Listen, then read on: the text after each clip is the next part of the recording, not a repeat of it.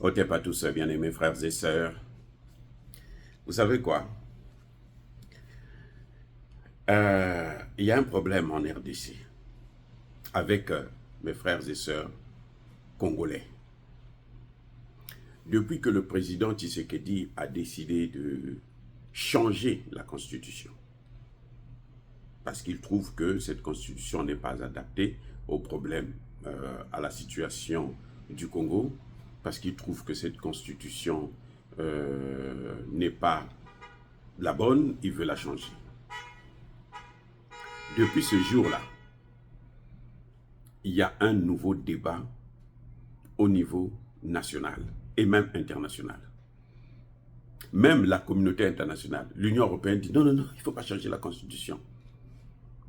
Tous les Congolais pensent que si Tshisekedi change la constitution, c'est parce qu'il veut un troisième mandat et que c'est maintenant leur tour. Même les canards boiteux pensent que c'est leur tour, ils doivent gouverner. Mais le fauteuil en question, il n'y a qu'une seule place. Si Tshisekedi parle, on ne prendra pas deux, on ne prendra pas trois, on prendra un seul ou une seule. Mais ils font quand même tous le débat. Ils deviennent tous des experts en politique, des juristes, des ceci, des cela. Il y en a un que j'ai écouté la dernière fois. Il a un nom congolais, mais il a l'accent d'un Rwandais. Donc lui aussi, un étranger, il s'y mêle parce qu'il pense que lui aussi il a le droit d'être... il est Rwandais, donc les Rwandais pensent que le Congo c'est pour eux, ça fait partie de leur territoire. Comme disait Kagame, avant la colonisation, la RDC lui appartenait. Bon, même quand on est fou, il faut laisser les fous parler quand même. Bref, ce qui m'embête, ce n'est pas que n'importe qui puisse vouloir être président, parce que la présidence de la République, c'est pour tous les Congolais. N'importe quel Congolais, s'il remplit les conditions, il peut être candidat. Ce qui m'embête, c'est parce que le débat qu'ils sont en train de faire, la classe politique, les députés, sénateurs, l'opposition, là, ils ont des ailes, c'est-à-dire qu'ils débattent, ils apportent des idées, ils contredisent, c'est tout un... Alors, incroyable. Au point, la première ministre du Congo, au moment où je vous parle, elle est au Canada, elle rencontre la diaspora congolaise. Le seul souci de la diaspora congolaise, c'est le changement de la constitution. Comme si cette constitution venait du ciel et que, comme c'est Dieu qui a rédigé cette constitution, personne ne peut la rédiger, comme on dit de la Bible. Comme eux, ils disent de la Bible, que la Bible, c'est Dieu qui a rédigé la Bible, ce qui est faux d'ailleurs. Bref. Oui. C'est un problème avec ces gens. Il y a un vrai problème. C'est la paix à l'est de la RDC. Le vrai problème, le grand problème, la priorité du Congo, c'est la paix en RDC. On a déjà tué 18 millions de Congolais. Il y a même des gens qui sont originaires de l'Est, qui ont perdu aussi des parents. Mais ce qui les préoccupe, c'est la Constitution. Il ne faut pas que Tshisekedi puisse avoir un troisième mandat. Il ne faut pas que Tshisekedi change la Constitution. Il ne faut pas que... C'est quoi ça? Il y a quoi avec nous les Africains où on se concentre sur les détails, jamais sur les choses importantes?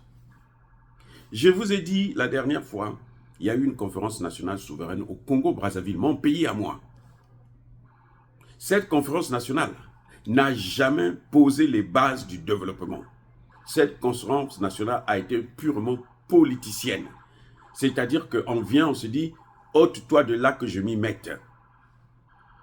Et résultat de course, près de 30 ans après, le Congo est toujours par terre. Vous voyez? Parce que la conférence nationale n'a pas servi le pays. C'est exactement ce qui est en train de se passer. La conférence nationale a amené une autre constitution. Et cette constitution a été changée peut-être même 1001 fois. Oui, c'est tout ce qu'il voulait. Pour que, on limite les pouvoirs. On limite le nombre de mandats. Comme ça, lui, même s'il fait 2 mandats, là, il faut qu'il parte. Moi, je veux passer. Les vrais problèmes, on les laisse de côté. Les Occidentaux s'en occupent. Oui, parce que le monde a horreur du vide. Là, ce que vous ne tenez pas en compte, là, d'autres gens prennent ça Et puis, ils tirent à leur profit. Le Rwanda est en train de piller le Congo avec l'aide des Occidentaux et l'OTAN. On montrait la dernière fois une voiture, la dernière voiture de Tesla, de Elon Musk, là, tout électrique. Et près de 80% des matières premières pour cette voiture viennent du Congo. Sinon, toutes les matières premières pour construire une telle voiture, ça vient du Congo. Mais Tesla n'achète pas ses matières premières au gouvernement congolais. Il passe par les réseaux mafieux du Rwanda. Oui, il passe par des réseaux mafieux du Rwanda. Ça, ce n'est pas un problème. Mais il réussit à le faire, pourquoi? Parce qu'il n'y a pas la paix. S'il y avait la paix, il allait passer par le gouvernement congolais. Et c'est de l'argent qui devrait servir pour développer le Congo, pour faire en sorte que vos parents puissent avoir une meilleure vie sur le terrain. Donc, on est là en train de discuter d'une constitution. La constitution, c'est un document que les hommes écrivent à un certain moment de l'histoire, et puis à n'importe quel moment, on peut la changer. Ce que Tshisekedi va mettre là, d'autres gens, le prochain président, s'il vient aussi, il peut dire, bon, moi, la constitution ne me plaît pas, on va à un référendum, on demande l'avis du peuple. Si vous pensez que la constitution, on ne doit pas changer la constitution, faites campagne pour que, le non puisse l'emporter. C'est tout. Pourquoi vous êtes là à faire tout un débat inutile?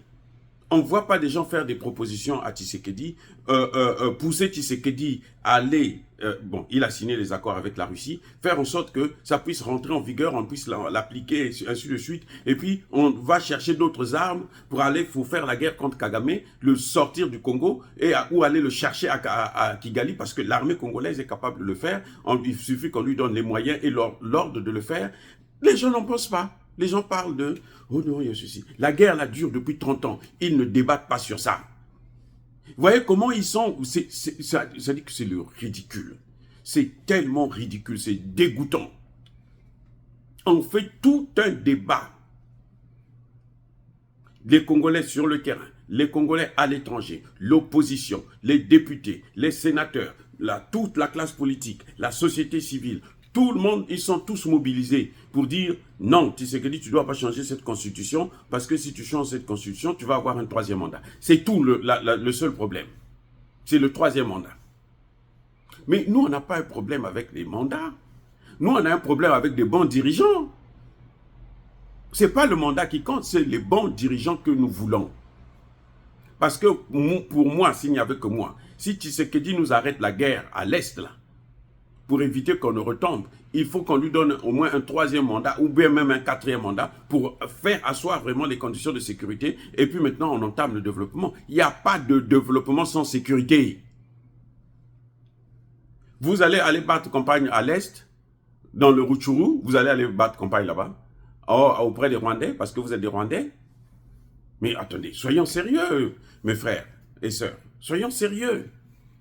Est-ce que le changement de la Constitution peut nécessiter un tel débat, là où il y a quelque chose de grandiose qui est en train de nous attendre? Le pays est en train d'être balkanisé sous nos yeux et on est en train de massacrer des milliers de... Non, attendez, je parle des milliers, je suis très gentil, des millions de Congolais. Là, à quoi ça sert de venir débattre sur la Constitution si vous n'êtes pas capable de parler de la sécurité? Vous n'êtes pas capable de faire des propositions sur la sécurité? Tshisekedi, sa ministre des Affaires étrangères est allé signer des accords en Russie récemment. Je n'ai pas entendu les mêmes qui crient pour la Constitution là, dire un mot. Le président de l'Assemblée nationale, oh là là, c'est même pas la peine. Lui vient de l'Est. Hein. Son problème, c'est il pense que lui sera le prochain président après Tshisekedi. Donc, il ne faut pas qu'on change la Constitution comme ça. Lui, il aura la possibilité d'avoir le pouvoir. Mais ça ne veut rien dire. Voilà, bien-aimés frères et sœurs. En tout cas, soyez bénis par le Dieu des Kémites et par nos ancêtres angélisés.